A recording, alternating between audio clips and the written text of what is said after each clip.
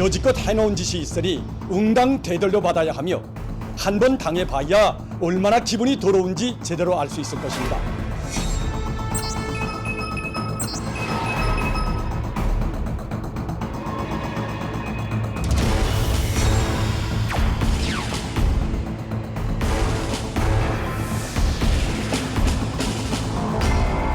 국민 여러분께서는 공중에 북한 풍선으로 보이는 물체를 발견하셨을 경우에는 군부대나 경찰로 신고해 주시기 바랍니다.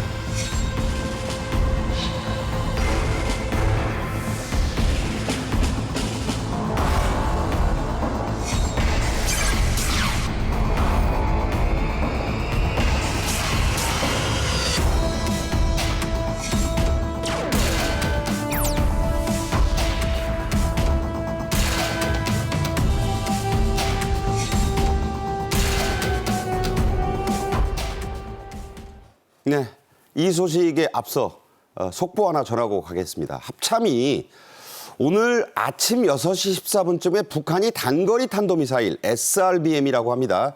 10발 넘게 발사했다고 밝혔습니다. 이번 도발, 지난 17일에 단거리 발사 이후에 13일 만이네요. 네.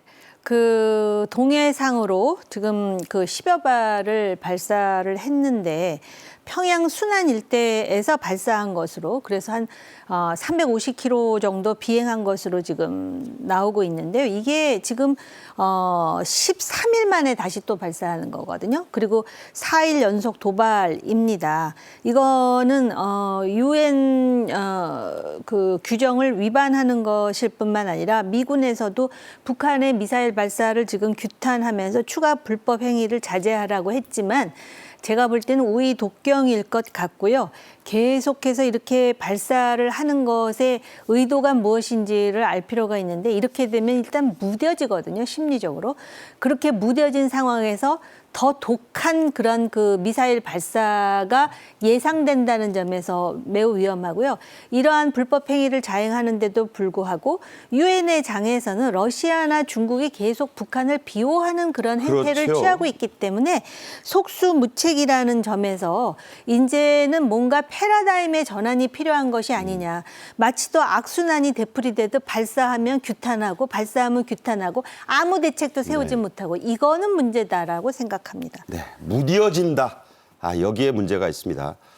나흘 연속 도발 중에 이제 중요한 게 있어요. 그 나흘 중에 뭐가 있느냐? 북한이 심야와 새벽에 기습적으로 내려보낸 오물 풍선들이 우리 수도권은 물론이고 경상도, 호남 등 여러 지방에서도 발견이 됐고 아직 더 있을지도 몰라요. 우리가 그 학교 다닐 때 국제 정치학을 배우면서 국력의 중요한 요소가 국가의 어떤 존엄 내지는 위신이다. 프레스티지라는 표현을 쓰거든요. 그런데 한마디로 그 프레스티지 자체도 없는, 그것 자체도 없는 정권이 바로 북한의 김정은 정권이 아닌가. 그러면서 이런 걸 보내면서 그 여동생인 김여정이 조롱의 또 멘트를 하지 않습니까? 그러니까요. 이렇게 볼 때 이거 진짜 말도 하기 더럽습니다. 솔직히 네. 말씀드리면. 근데 이게 분명히 피해를 주고 이거를 어떤 식으로든 대처하지 않으면 계속해서 할 가능성이 있어요. 근본 원인은 지금 대북 전단이라는 것인데, 사실은 대북 전단과 관련해서도 우리가 본질적인 문제에 대해서 좀 이제는 논의를 해야 됩니다. 자, 이런 오물풍선, 쓰레기 풍선은 2016년 이후에 약 8년간은 뜸했었습니다. 그런데 북한이 갑자기 지난 26일 뜬금없이 예고까지 했었죠? 네, 그렇습니다. 조금 전에 말씀하신 대로 이제 한국 대북단체의 대북 전단을 풍선으로 날려보내는 것을 문제를 삼은 건데요.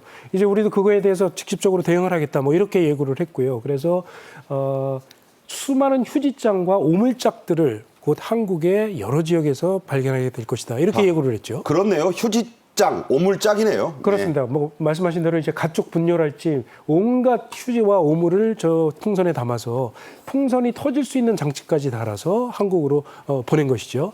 말씀하신 대로 2016년에 한국으로 저 오물 풍선을 보내서 주택가와 차량이 파손된 적이 있었는데 한 8년 만에 다시 일어난 일이라고 볼 수 있겠습니다.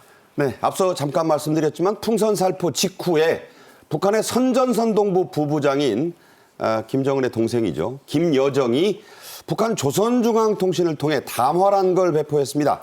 그런데 그 내용을 보면 비아냥, 조롱에 가깝죠? 네, 그렇습니다. 뭐 조금 전에 말씀하셨다시피 이런 담화 내용을 보면 참 입에 담기도 좀 그럴 정도로 상당히 원색적인 그런 표현들을 많이 쓰고 있는데요. 그러니까 대북 단체가 보내는 것은 표현의 자유고 우리가 보내는 것은 국제법에 위반이 되는 것이냐, 풍선이 날아가는 방향에 따라서 이런 표현의 자유와 국제법이 규정이 되느냐, 뭐 이런 주장을 내놓기도 했고요. 그러니까 대북 전단이 표현의 자유라고 하는데 우리도 인민의 표현의 자유의 행동이라고 볼 수 있겠다. 뭐 이렇게 제가 좀 순화를 시켜서 좀 말씀을 드리자면 더 심한 표현이 많은데요. 굉장히 심한 표현이 많죠. 뭐 예를 들면 뭐 자유민주주의 귀신들에게 보내는 진정 어린 성의의 선물이다. 정말 원색적인 표현으로 참 입에 담기도 부끄러운 그런 말들을 담았다고 볼 수 있겠습니다. 그러니까 그냥 김여정이 계속 주워 담아야 할 것이라고 하지 않고 일부러, 저는 처음에 이거 잘못 쓴 줄 알았어요. 네. 계속을 2번 썼습니다. 네. 계속 주워 담아야 할 거다. 그렇죠. 앞으로 몇십 배 대응을 하겠다. 뭐 이런 예고까지 했으니까 이 오물풍선을 앞으로도 보내지 않을까 뭐 이런 우려도 좀 듭니다. 자, 북한의 이 삐라, 대남 전단 살포는 반세기 전부터 있었죠. 이후락 중정부장의 극비 방북, 그리고 남북 공동 성명이 발표됐던 1974년 당시로 돌아가 보겠습니다. 간첩대책본부는 북한 괴뢰가 최근 500원권 한국 지폐를 붙인 불온 전단 등을 대량으로 날려보내오고 있다고 밝혔습니다. 북한 괴뢰는 이러한 불온 전단들을 고무풍선을 이용해 휴전선 인접 지역과 서울 근교에 대량으로 공중 살포하고 있는데 그 내용은 국가원수에 대한 인신 공격과 폭언 등으로 일관되어 있습니다. 우리는 지금 북한 괴뢰가 무엇을 노리고 있는가를 다시금 생각해서 반공태세를 더욱 굳혀나가야 하겠습니다. 제가 국민학교 3학년 다닐 때쯤 되네요. 저도 기억이 납니다. 500원짜리 동전 넣어서 해가지고 저거 발견하면 신고 안 했어요. 왜? 돈이니까. 그런 기억도 납니다. 이번 오물풍선은 심야와 새벽을 틈타 기습 살포가 됐습니다. 그래서인지 발견 지역이 전국 도처예요. 그렇다 그럽니다. 그러니까 이제 풍선을 띄워가지고 밑에 이렇게 달아가지고 보내는 것이고 또 아까도 말씀이 있었지만은 자동으로 터지게 폭탄 장치가 있어서 적절한 곳에 이렇게 떨어지는 것 같습니다. 그런데다가 이제 그 바람의 방향도 좌우가 되겠죠. 그래서 뭐 평택, 심지어는 그 호남 지방, 광주라든지 또 경기도의 광명, 수원, 용인, 화성, 양평, 수도권에 주로 집중하고 있는데 조금 전에 말씀드렸듯이 경상도라든지 이런 데에서도 지금 떨어졌다라는 신고가 들어온다라는 것이거든요. 근데 주로 이제 경기도가 이제 피해 지역이 될 것 같습니다. 네.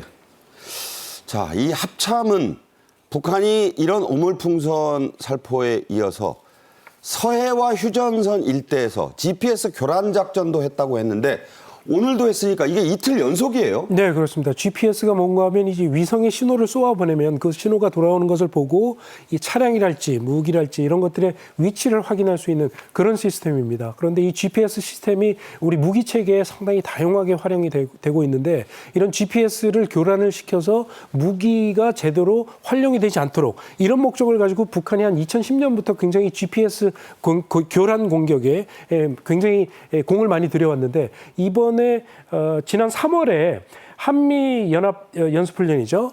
자유의 방패 훈련 때도 GPS 교란 그런 공격을 했었는데 이번에 풍선을 보내고 나서 아마 그 직후인 걸로 추정이 됩니다. 29일 새벽에 서해상에서 GPS를 교란시키기 위한 그런 공격이 있었다고 하는데요.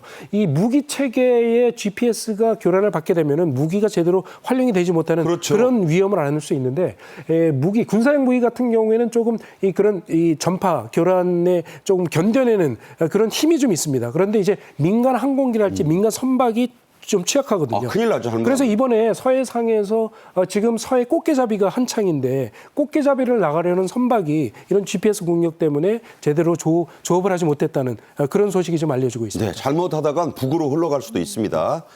자, 다음 소식으로 전해드리겠습니다. 이 북한이 발사한 군사정찰 위성의 실패 원인이 밝혀졌습니다. 러시아의 기술 지원까지 받은 이 엔진 문제였다고요? 네, 지금 합참에서는 북한의 정찰위성 발사 실패가 엔진 연소 개통 문제로 추정된다 이랬는데요. 북한 스스로가 이실직고 하듯이 그 새 개발 액체 산소 그리고 석유 발동기 동작 믿음성의 문제로 실패했다. 이렇게 그 자인을 하고 있습니다. 그러니까는 새로운 엔진을 개발해서 적용하려다가 실패했다. 그래서 지금 전문가들은 이것을 다시 시도하기에는 시간이 좀 걸릴 것이라고 하지만 언젠가는 할 것으로 보고요.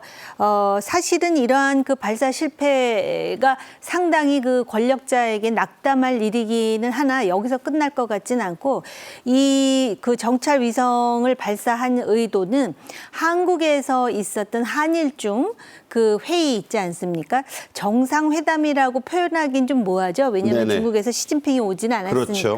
그럼에도 불구하고 중국의 이창이 여기 왔다라는 것에 대한 불만의 표시일 수도 있다라는 해석이 어느 정도 적실성은 있습니다. 근데 어쨌든 그렇군요. 실패한 것이죠. 그렇죠.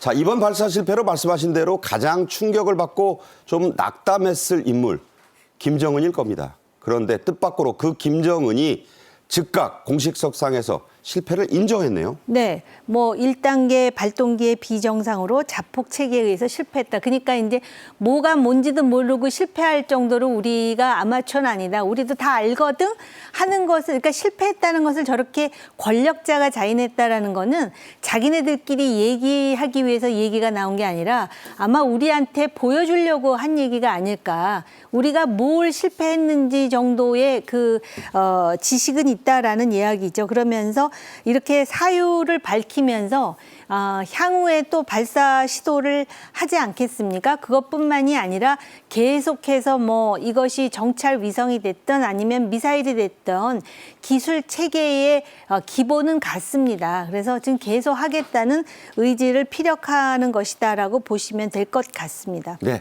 자, 이 발언은 김정은이 북한 북방과학원 60주년 기념행사에 참석한 자리에서 했다고 북한 매체가 전했습니다. 김정은은 이 자리에서 우리나라와 미국을 싸잡아서 맹렬히 비난했는데요. 직접 들어보겠습니다. 미 제국주의자들과 그 절개들은 미 전략자산의 대대적인 조선반도 지역 투입, 무차별적으로 감행되는 침략전쟁 연습들은 규모와 내용에 있어서나 추구하는 음흉한 목적이 있어서 전례 없이 발악적으로 변이되어 가고 있으며 그러고도 적들은 저들의 도발에 상응한 우리의 응당한 자의적 조치들에 대하여 국제 평화와 안전에 대한 심각한 도전이라는 궤변으로서 세계의 여론을 기만해 보려고 하고 있습니다.